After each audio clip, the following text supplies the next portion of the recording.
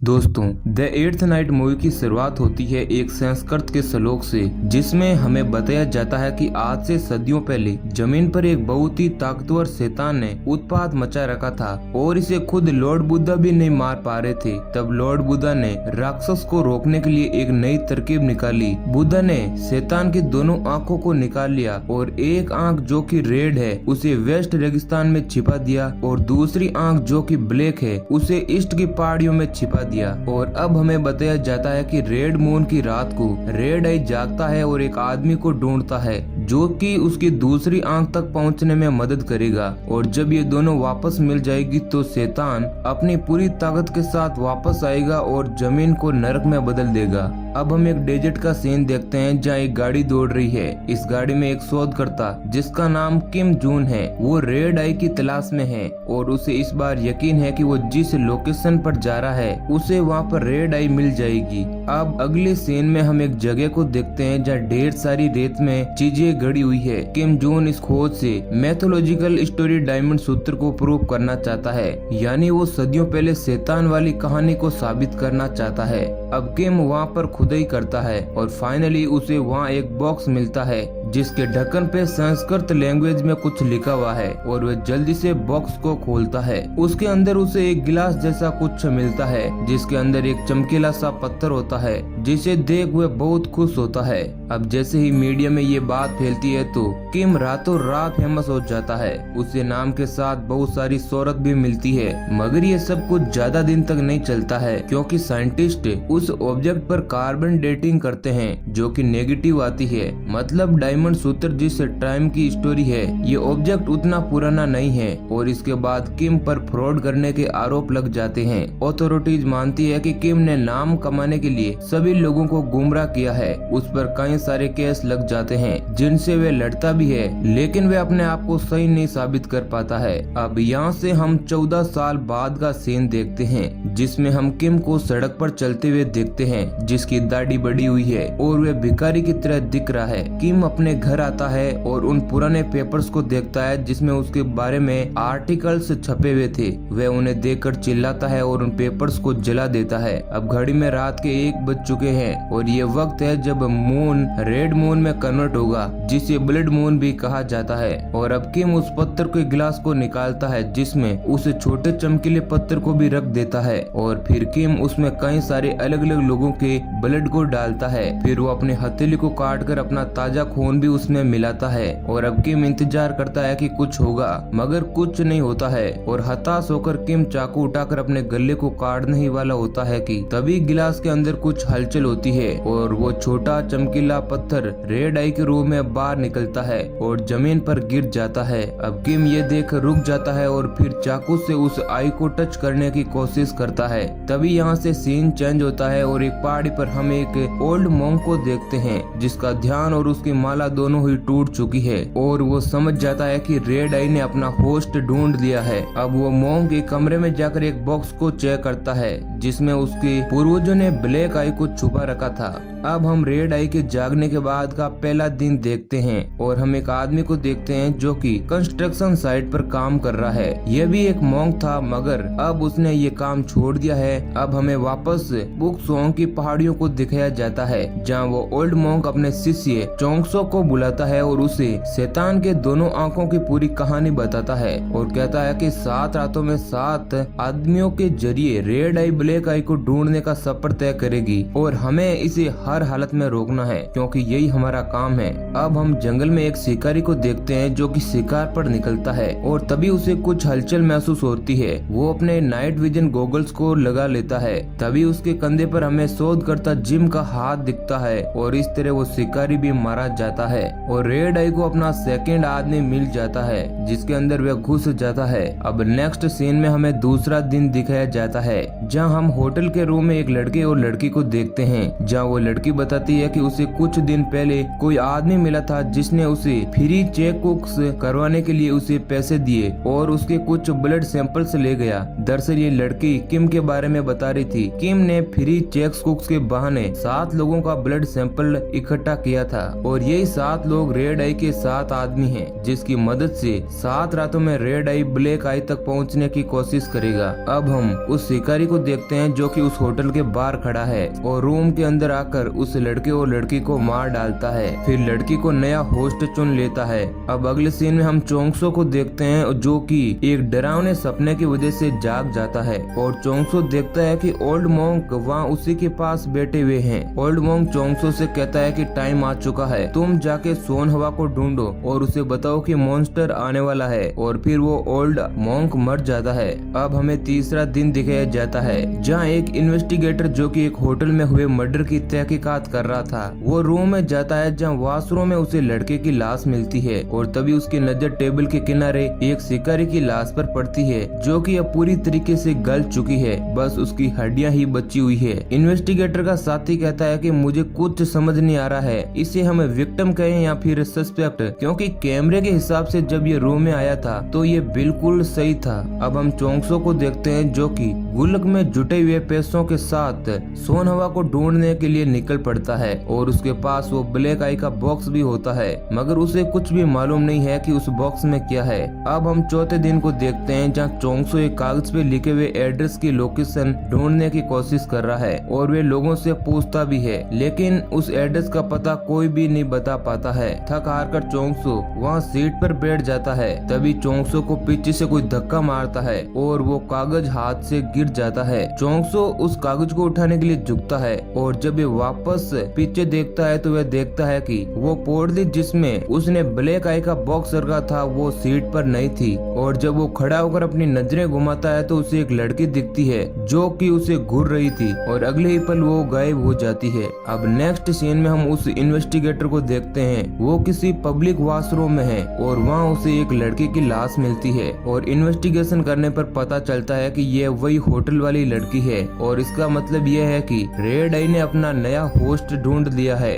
और उसने इस लड़की की बॉडी को छोड़ दिया है। अब इधर जैसे तैसे चोंगसो एड्रेस पूछते पूछते सोनवा तक पहुंच जाता है और उसे लिख कर बताता है कि ओल्ड मोंक नहीं रहे और उन्होंने जो सामान मुझे आपको देने के लिए भेजा था वो मैंने कहीं खो दिया है। अब हम आगे देखते हैं कि रात का वक्त है और एक डिलीवरी बॉय स्कूटी से कहीं जा रहा है और उसे एक जगह टनल के अंदर एक लड़की दिखती है। ये लड़का उस लड़की को पहचान लेता है क्योंकि ये दोनों एक ही मेडिटेशन ग्रुप में हैं। मगर जब वो लड़का उसके पास जाता है तो वह देखता है कि उस लड़की के कपड़े फटे हुए हैं और उसे हर जगह पर चोट लगी हुई है। वह कुछ नहीं समझ पाता, तभी वह लड़की उस पर अटैक कर देती है और इस तरह रेड आई अपना नया होस्ट चुन लेता है। अब हम 5वें दिन को देखते हैं जहाँ सोनवा एक नए हथियार खाने जाता है और वहाँ से एक नई कुल्हाड़ी खरीदता है क्योंकि उसे लास्ट स्टेपिंग स्टोन होस्ट को मारना होगा रेड आई को उस वक्त तक पहुँचने से पहले। अगर वो ऐसा करने में कामयाब हो जाता है तो वह शैतान हार जाएगा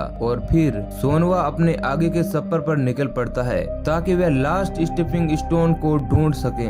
अब सोनवा हाल ही में हुई मौत से पता लगाता है कि रेड आई नेक्स्ट होस्ट को कहां पर ढूंढ सकता है। अब हम इन्वेस्टिगेटर को देखते हैं जो कि टनल में किसी लड़की की बॉडी पर इन्वेस्टिगेशन कर रहा है और वह उसे देखकर सोच में पड़ जाता है क्योंकि रिसेंट में मिली 3 बॉडीज और उस लड़की की बॉडीज में बहुत ही ज्यादा सिमिलरिटी है। उसे कुछ समझ नहीं आ रहा था इस केस को कैसे सॉल्व किया जाए और जब वो उस लड़की के सिर को देखता है तो देखता है कि उसमें एक छेद है और ऐसे ही छेद बाकी की बॉडीज में भी है। दरअसल रेड आई एक बॉडी से दूसरे बॉडी में जाने के लिए सिर में छेद करके जाता है और कुछ देर बाद हम एक घर में उस लड़की को देखते हैं जो चोंगसो को बस टर्मिनल पर खड़ी दिखी थी जहाँ चोंगसो से ब्लैक आई बॉक्स खो गया था। ये लड़की असल में एक आत्मा है जो कि रेड आई की गुलाम है। ये लड़की एक होस्ट के घर में रह रही है जो किसी डील की वजह से उसे बचा रही है और यहीं से वो रेड आई को उसके लिए नए होस्ट का ब्लड देती है। अब हम चोंगसो और सोनवा को अलग अलग होकर लास्ट होस्ट को खोजते हुए देखते हैं और यहाँ चोंगसो को वो लड़की एक घर में दिखाई देती है। चोंगसो घर में जाता है और वो लड़की यहाँ चोंगसो को चाय पिलाती है मगर उन दोनों के बीच कोई खास बात नहीं होती है और फिर चोंगसो वहाँ से चला जाता है। और दूसरी तरफ हम देखते हैं कि सोनवा उस लोकेशन को ढूंढ रहा था जहाँ 5वें होस्ट ने डिलीवरी बॉय को मारा था। सोनवा वहाँ छानबीन करने लग जाता है, मगर वो ये ध्यान ही देता है कि पास ही में इन्वेस्टिगेटर है जो उस केस की इन्वेस्टिगेशन कर रहा है, क्योंकि अब वो इन्वेस्टिगेटर सोनवा को शक की नजर से देखता है और उसके पास जाकर सोनवा की आईडी मांगता है। आईडी को चेक करने पर सोनवा पर कोई भी क्रिमिनल केस नहीं मिलता है, मगर जब वो सोनवा की बैग की तलाशी लेने के लिए कहता है तो सोनवा वहाँ से भागने लग जाता है, क्योंकि उसके बैग में एक कुल्हाड़ी थी। यहाँ दोनों के बीच काफी हाथापाई होती है और फिर सोनवा इन्वेस्टिगेटर को जख्मी कर वहाँ से भाग जाता है। अब हम देखते हैं कि चोंगसो वापस सोनवा के पास आ जाता है और उसे रास्ते में स्कूल की लड़की मिलती है जो कि उसे कुछ देर पहले घूर रही होती है। चोंगसो भी उसे देखता है और थोड़ी देर में उस लड़की के गाल में एक छेद हो जाता है और रेड आई वहाँ से चोंगसो को देखता है। चोंगसो ये देखते ही डर जाता है और वहाँ से भागने लगता है। रेड आई ने इस लड़की को अपना नया होस्ट चुन लिया होता है। अब हम आगे देखते हैं कि इन्वेस्टिगेटर और उसका असिस्टेंट कहीं जा रहे होते हैं और यहाँ असिस्टेंट इन्वेस्टिगेटर को एक ताबीज देता है, क्योंकि उसका विश्वास है कि फिलहाल जिस केस पर वो काम कर रहे हैं वो किसी शैतान से रिलेटेड है। इन्वेस्टिगेटर उसकी बातों पर विश्वास नहीं होता है और वो ताबीज को फेंकने वाला होता है, मगर असिस्टेंट उसे रोक लेता है और कहता है कि इसके लिए मैंने अपना ब्लड दिया। अब इन्वेस्टिगेटर उसका मन रखने के लिए ताबीज रख लेता है। नेक्स्ट सीन में हम देखते हैं कि रात का वक्त है और चोंगसो सोनवा से मिलता है और फिर सब कुछ उसे बताता है कि उसके साथ क्या क्या हुआ और उसने क्या देखा। अब सोनवा चोंगसो को कहता है कि तुम यहाँ से भाग जाओ, क्योंकि अब तुम्हारा यहाँ कोई काम नहीं और मुझे किसी को जान से मारना है और तुम ये देख नहीं पाओगे। इसके बाद सोनवा वहाँ से निकल जाता है। सोनवा भागते हुए इन्वेस्टिगेटर को देख लेता है और उसका पीछा करने लग जाता है। अब हम देखते हैं कि चोंगसो स्वेंथ स्टीफिंग स्टोन के घर पे सोनवा से पहले पहुंच जाता है और उस आत्मा को वहां से भगा ले जाता है, क्योंकि उसे लगता है कि सोनवा इसे ही मारने वाला है और उसे ये भी नहीं पता होता है कि ये एक आत्मा है। सोनवा स्वेंथ स्टीफिंग स्टोन के घर पहुंचता है और जैसे ही वह उसे मारने जा रहा होता है, इन्वेस्टिगेटर उस पे हमला करके उसे रोक लेता है और अब इन दोनों के बीच फिर लड़ाई हो जाती है। तभी वहाँ रेड आई पहुंच जाता है और वो इन्वेस्टिगेटर को मार कर जख्मी कर देता है, मगर वो सोनवा को नहीं मारता, क्योंकि अभी उसे कुछ और भी देखना है। अब रेड आई वहाँ से भागने लगता है और सोनवा उसका पीछा करने लग जाता है ताकि वह उसे मार सके, लेकिन एक जगह पर पहुंचकर सोनवा फंस जाता है, क्योंकि उसे वो पुलिस असिस्टेंट मिल जाता है और रेड आई उसके सामने विक्टिम बनकर मदद मांगता है। और जब वो सोनवा को बंदूक दिखाकर अरेस्ट करने जा रहा होता है, तब रेड आई पीछे से उसी पर हमला कर देता है और उसे अपना नया होस्ट बना लेता है और फिर वो सोनवा की तरफ बंदूक तान देता है, जिसकी वजह से सोनवा को वहाँ से भागना पड़ता है। अब हम उस इन्वेस्टिगेटर को देखते हैं जो वापस स्वेंथ स्टीफिंग स्टोन से इन सब बारे में बात करने लग जाता है और वो बताती है कि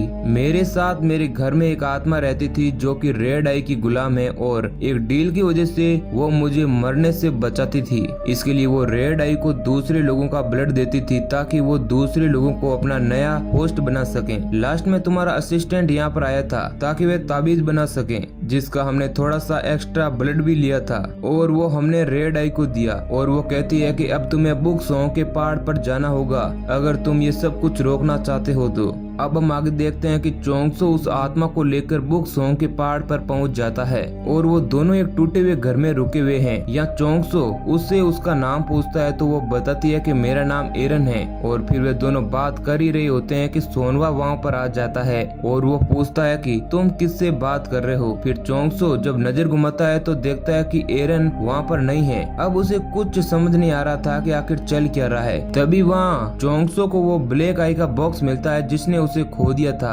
और फिर वह सोनवा को बताता है कि ये कभी खोया ही नहीं था, बस ये तुम्हें दिख नहीं रहा था। और फिर हम फ्लैशबैक में देखते हैं जहाँ चोंगसो ने हमेशा उस बैग को अपने कंधे पर टांग रखा था। अब हम देखते हैं कि रेड आई, चोंगसो और सोनवा बुक संग के पहाड़ पर पहुंच चुके हैं और वो इन्वेस्टिगेटर भी उस पहाड़ पर आने की कोशिश कर रहा है। अब चोंगसो और सोनवा एक ट्रैप बनाते हैं ताकि वे रेड आई को फंसा सके और जब रात होती है तो सोनवा ट्रैप के अंदर बैठकर रेड रेड आई को बुलाता है और थोड़ी ही देर बाद हम देखते हैं कि रेड आई अपने हाथ में गौतम बुद्धा की मूर्ति का टूटा हुआ सर लेकर सोनवा के पास आता है और उसके सामने सर को आग में फेंक देता है। सोनवा तुरंत ही आंख बंद करके ओम का उच्चारण करने लग जाता है। उसका ये प्लान होता है कि जैसे ही रेड आई पुरानी बॉडी को छोड़कर मेरी बॉडी में ट्रांसफर होगा तब चोंगसो सोनवा को कुल्हाड़ी से मारकर जान से मार देगा और रेड आई ब्लैक आई के बीच का बॉन्डिंग नहीं बन पाएगा। मगर सारा प्लान बिगड़ जाता है जब रेड आई सोनवा को ये बताता है कि उसे उसकी जरूरत नहीं है और वो एरन को कमांड करता है कि वो जाके चोंगसो को ढूंढे। अब एरन बाहर आती है और वो चोंगसो को अपने काबू में कर उससे ब्लैक आई बॉक्स ले रही होती है कि तभी ओल्ड मॉन्क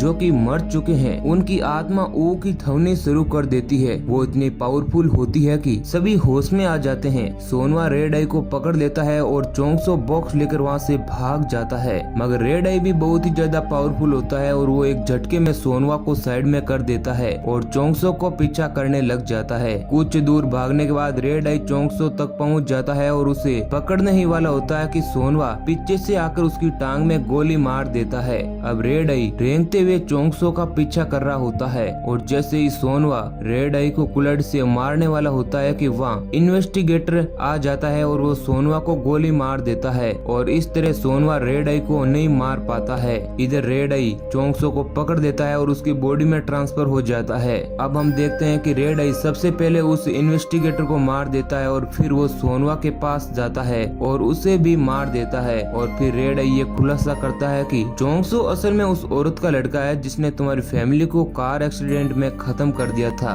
और ये बात तुम अच्छे से जानते हो, इसलिए इसे मार दो। और यहाँ सोनवा रेड आई के बहकाव में नहीं आता है और वे ठंडे दिमाग से सोचता है कि जब ये एक्सीडेंट हुआ था तब चोंगसो एक बच्चा था जिसमें उसकी कोई भी गलती नहीं थी। सोनवा चोंगसो का गला दबाने के बहाने चोंगसो के सर पे ओम का निशान बना देता है और फिर उसका हाथ पकड़कर मंत्र पढ़ने लगता है और फिर रेड आई को अपने अंदर आने का निमंत्रण देता है। और जैसे ही रेड आई मजबूरन सोनवा के शरीर में जा रहा होता है तो चोंगसो होश में आ जाता है और तभी सोनवा चोंगसो से रिक्वेस्ट करता है कि जल्दी से वो उसे मार दे। अब चोंगसो के कुल्हाड़ी चलाते ही रेड आई की ब्लैक आई से बॉन्डिंग टूट जाती है और सब कुछ खत्म हो जाता है। अब हम आगे उसी रेगिस्तान को देखते हैं जहाँ किम रेड आई को लाया था। चोंगसो वहाँ पहुँच जाता है और रेड आई के बॉक्स को वापस दफन कर देता है और जब वो वहाँ से जा रहा होता है तब उसे बेड़ियों में बंदी एरन दिखती है जो कि चोंगसो से कहती है कि वो उसे आजाद कर दें और चोंगसो ऐसा ही करता है